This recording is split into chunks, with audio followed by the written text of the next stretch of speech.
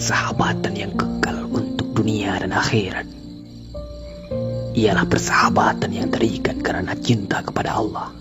Bahkan di antara suami istri yang telah terikat oleh akad nikah, jika tidak dipetrikan oleh cinta sejati kepada Allah, di tengah jalan bisa berpisah, bercerai, berkelahi, karena yang dipertalikan di antara mereka ialah nafsu jasmani atau pengharapan kepada benda materialistik. Halo sobat literasi semuanya, sudah lihat kan cuplikan tadi? Cuplikan tersebut kalian pasti tahu siapa? Ya benar, tokoh yang ada di cuplikan tadi adalah Hamka. Apa sih hubungan video ini dengan cuplikan tadi? Ya, jadi kali ini saya akan menceritakan kembali tentang buku yang telah saya baca, yaitu Memahami Hamka, The Untold Story, karya dari Haidar Musyaffa. Di dalam buku ini menceritakan sosok Hamka dengan begitu detail dan banyak yang bisa kita teladani. Penasaran apa saja yang bisa diteladani dari sosok dan seorang Hamka ini? Simak terus videonya. Sebelum itu, ada pepatah mengatakan, tak kenal maka tak sayang, kalau sudah kenal jangan lupa disayang. Perkenalkan, nama saya Iwan Rizky Agustin dari kelas 12 IPA 2, nomor absen 15. Bab awal di buku ini menceritakan dua hal, yaitu sifat dari seorang Hamka dan pandangan Hamka terhadap suatu hal yang berhubungan dengan Islam. Nah, yang pertama sifat Hamka. Hamka dikenal dengan seorang yang cinta dengan tanah air karena menurutnya setiap muslim wajib mencintai tanah air karena itu sebagai bukti bahwa dirinya telah beriman. Selain Hamka itu cinta tanah air, Hamka juga seorang yang dikenal sebagai toleransinya yang tinggi. Seperti pada kejadian ketika sholat subuh bersama tokoh NU, dirinya menjadi imam dan mengucapkan kunut di dalam sholat subuhnya. Nah, cerita Hamka di sini dimulai dari kecil. Bernama asli Haji Abdul Malik Karim Amrullah atau biasa dikenal dengan Hamka, lahir pada tanggal 17 Februari 1908 di Maninjau, Sumatera Barat. Hamka kecil dikenal sebagai sosok yang sangat nakal, bahkan digerami oleh orang-orang di sekitarnya, bahkan orang tuanya. Sampai-sampai orang tuanya merasa gagal dalam mendidiknya sebagai anak. Nah, salah satu kenakalan dari seorang Hamka yaitu ketika Hamka berpura-pura menjadi mantri cacar dan menyuntikkan duri ke teman-temannya sehingga teman-temannya menangis. Dan ketika Haji Rasul sebagai ayahnya mengetahui hal itu, ia memukul Hamka hingga Hamka itu menangis ketika sedang berada di surau. Nah, meskipun nakal, Hamka ini mempunyai cara belajarnya sendiri, yaitu dengan cara mandiri atau dengan bebas.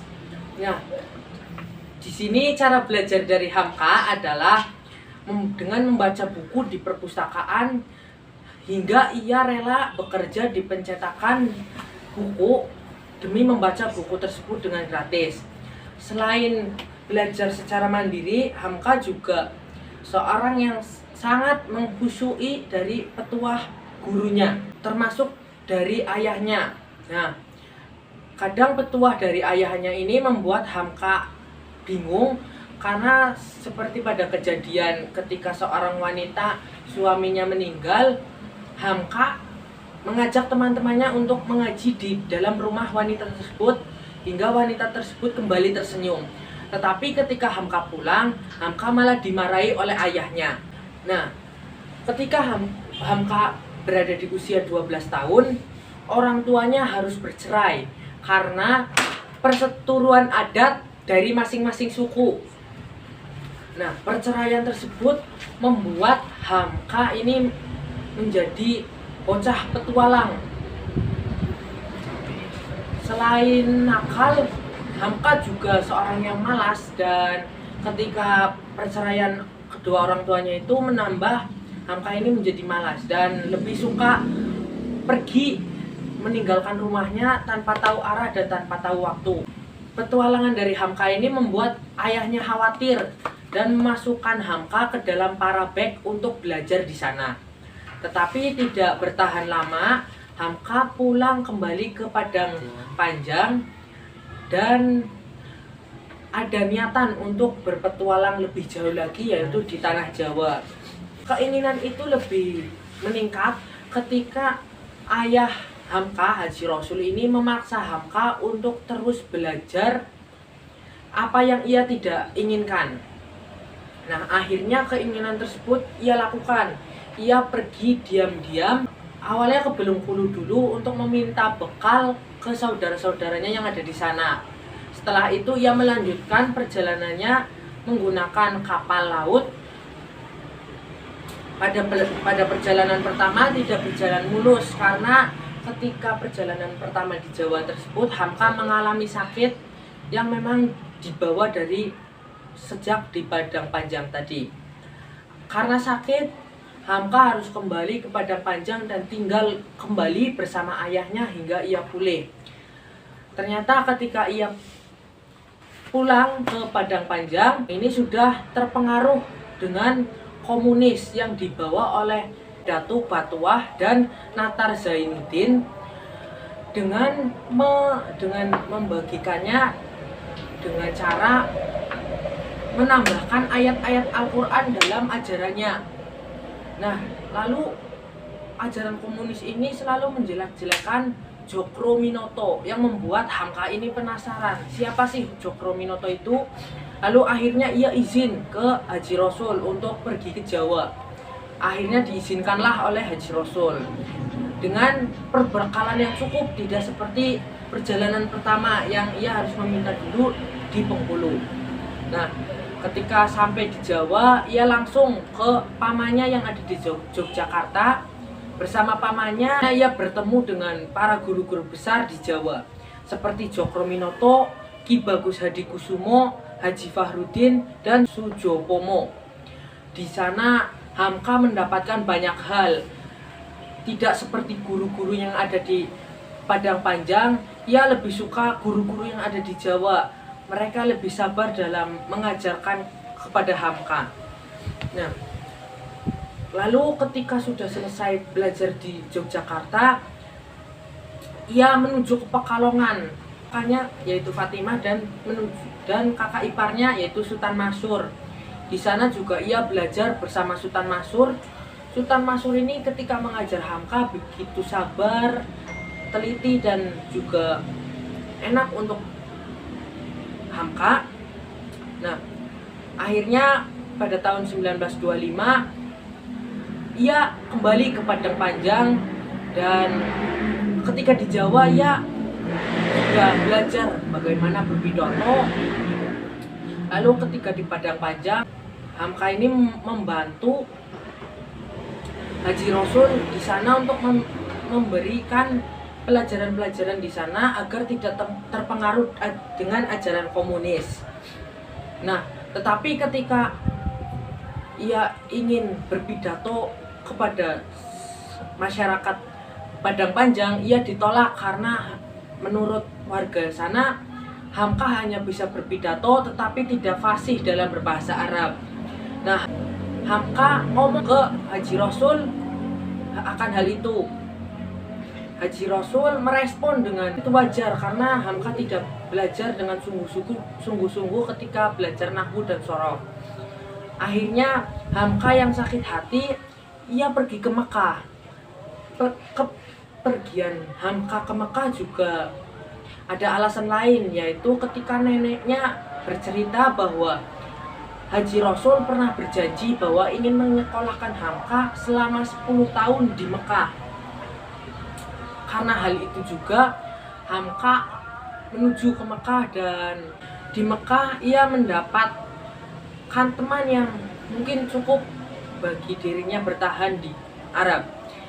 Ia juga sempat meminta kepada temannya untuk bisa berpidato atau berceramah di depan masyarakat Indonesia yang sedang haji di Arab, agar bisa bersungguh-sungguh dalam ibadahnya. Nah, ketika musim haji di Arab, Hamka pamit kepada temannya untuk melaksanakan haji. Hamka melaksanakan haji di Padang Arafah. Ketika melaksanakan haji, di situ sedang musim panas yang membuat para jamaah haji di sana kesulitan. Bahkan ada yang sampai pingsan ketika melaksanakan ibadah haji di Padang Arafah. Jamaah-jamaah haji yang melakukan wukuf di Arafah banyak yang sampai membuat tenda di situ untuk beristirahat. Banyak yang tidak kuat karena panas di sana. Nah, bahkan banyak juga yang meninggal ketika sedang wukuf di Arafah. Termasuk Hamka yang ketika wukuf di Arafah ini ia sempat pingsan karena tidak kuat. Tetapi hebatnya di sini ketika sebelum pingsan, ketika ia sudah merasa lemas, ia masih mengucapkan kalimat talbiyah dan ditolong oleh seseorang.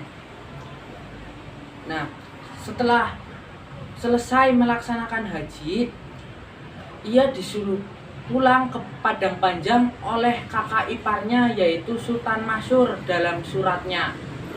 Ketika itu Hamka tidak langsung pulang, tetapi ia menuju ke Medan dahulu karena masih sakit hati dengan warga Padang Panjang yang mengatakan bahwa ia tidak bisa bahasa Arab. Akhirnya Sultan Masyur ini menyusul Hamka ke Medan untuk dibawa pulang ke Padang Panjang karena Haji Rasul ini sudah kangen dengan Hamka.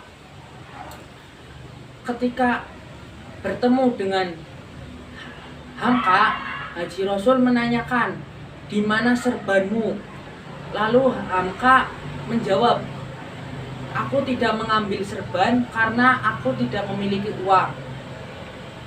Lalu Haji Rasul masuk ke rumahnya untuk mengambil serban miliknya dan memakaikannya kepada Hamka. Lalu menyuruh Hamka ini melakukan khotbah di hari itu saat sholat Jumat. Jadi setelah itu pamannya berbicara kepadanya bahwa ia akan dijodohkan dengan seorang gadis bernama Siti Raham. Lalu dikuatkan kembali ketika ibunya juga berbicara seperti itu. Akhirnya mereka menikah pada 5 April 1929. Dan Siti Raham ini seorang yang sangat sabar karena ketika Hamka dipenjara oleh Soekarno, ia rela menjual perhiasan-perhiasannya untuk menghidupi keluarganya. Lalu akhirnya pada tanggal 1 Januari 1971, Siti Raham harus meninggal dunia. Karena itu Hamka begitu sedih. Dan 2 tahun berselang, anak-anaknya menyuruh Hamka untuk menikah kembali karena kondisi tubuhnya yang kurang sehat. Akhirnya pada bulan Agustus tahun 1973, Hamka menikah lagi dengan gadis Cirebon yang direkomendasikan oleh guru zaman, yaitu Siti Khadijah. Tadi pada saat cerita Siti Raham, Hamka itu pernah di penjara. Memang pada saat hidup dari seorang Hamka ini bermasalah dengan para tokoh-tokoh Indonesia. Ada 3 tokoh yang bermasalah dengan Hamka. Yang pertama, Muhammad Yamin. Masalah terjadi ketika Hamka secara terang-terangan menolak usulan Pancasila sebagai dasar negara. Muhammad Yamin yang sama-sama orang Sumatera, ia marah karena menolak usulannya sebagai dasar negara. Akhirnya dia memusuhi Hamka dan tidak mau berbicara dengannya. Tetapi ketika di akhir hayat dari Muhammad Yamin, beliau meminta untuk ketika akhir hayat tersebut ditemani oleh Hamka. Hamka dengan penuh ikhlas tanpa melihat siapa Muhammad Yamin yang pernah memusuhinya itu mau menemani Muhammad Yamin di rumah sakit dan memakamkannya. Tokoh yang bermasalah dengan Hamka yang kedua adalah Insinyur Soekarno. Masalah yang terjadi adalah Hamka difitnah mengikuti organisasi yang ingin melengsarkan kedudukan Soekarno dan membuat rencana pembunuhan terhadap Soekarno. Meskipun begitu, saat Insinyur Soekarno itu meninggal, beliau mewasiatkan untuk disolatkan oleh Hamka. Hamka kembali dengan ikhlas meskipun pernah difitnah oleh Soekarno, dia mau untuk menyolatkan Insinyur Soekarno. Tokoh yang bermasalah dengan Hamka yang ketiga yaitu Pramudia Anantatur. Masalahnya adalah Hamka difitnah meniru karya dari orang lain pada novel Tenggelamnya Kapal Van der Weyck. Dengan berbagai alasan-alasan yang sudah dikemukakan oleh Hamka dan para pendukungnya, akhirnya masalah tersebut selesai.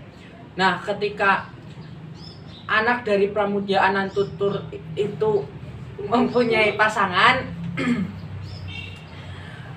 beliau menyuruh untuk calon menantunya itu belajar agama dahulu kepada Hamka. Lalu calon menantunya bersama anak dari Pramudia Anantatur mendatangi rumah Hamka dan belajar agama di sana. Hamka menerimanya dengan ikhlas. Nah, pada masa penjajahan Jepang, Hamka pernah menjadi penyambung antara tentara Jepang dan rakyat Indonesia. Sampai-sampai banyak yang mengatakan bahwa Hamka ini adalah anak emas dari Jepang. Kepercayaannya terhadap Jepang mulai pudar ketika ia pergi ke Jawa dan melihat rakyat-rakyat Indonesia di Pulau Jawa ini sangat sengsara. Dan ketika kembali ke Padang Panjang, nah setelah kembali ke Padang Panjang, kepercayaan Hamka terhadap Jepang mulai pudar dan membuat dirinya was-was terhadap Jepang. Dan itu tiba-tiba menjadi lega ketika Jepang memberikan janji kemerdekaan kepada Indonesia. Sudah lega, tapi ketika Jepang ternyata kalah di perang, Hamka kembali merasa bersalah dan memilih lari ke Jawa. Dalam perjalanannya ke Jawa, ia berhenti di sebuah warung dan mendengarkan radio bahwa Indonesia telah mengumandangkan proklamasinya. Pada tanggal 26 Juli 1975, Hamka dipercayakan untuk menjadi ketua umum dari Majelis Ulama Indonesia. Di sana ia diamanati oleh Presiden Soeharto. Banyak kebijakan-kebijakan yang dilakukan olehnya.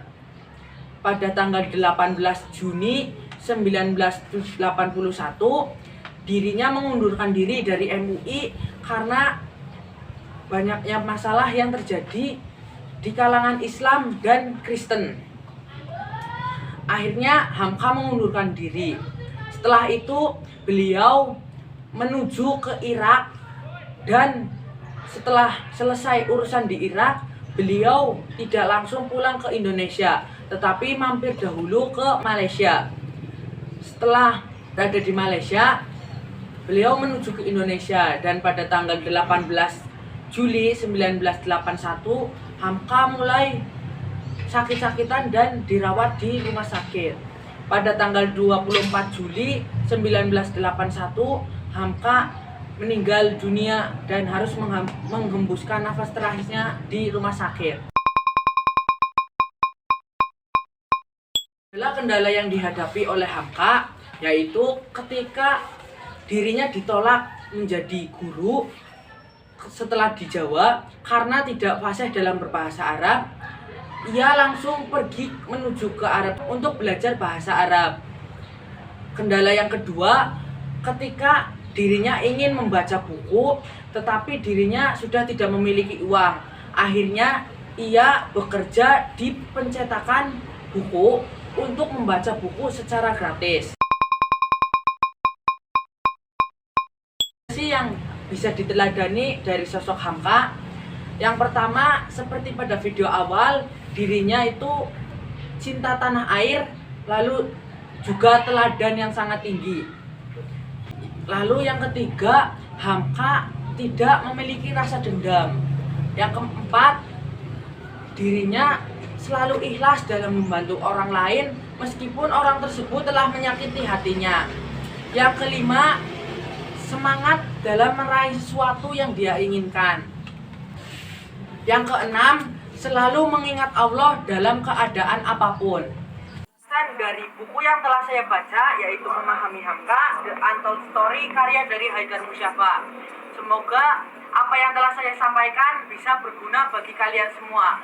Terima kasih yang sudah nonton, jangan lupa like, dan sampai jumpa.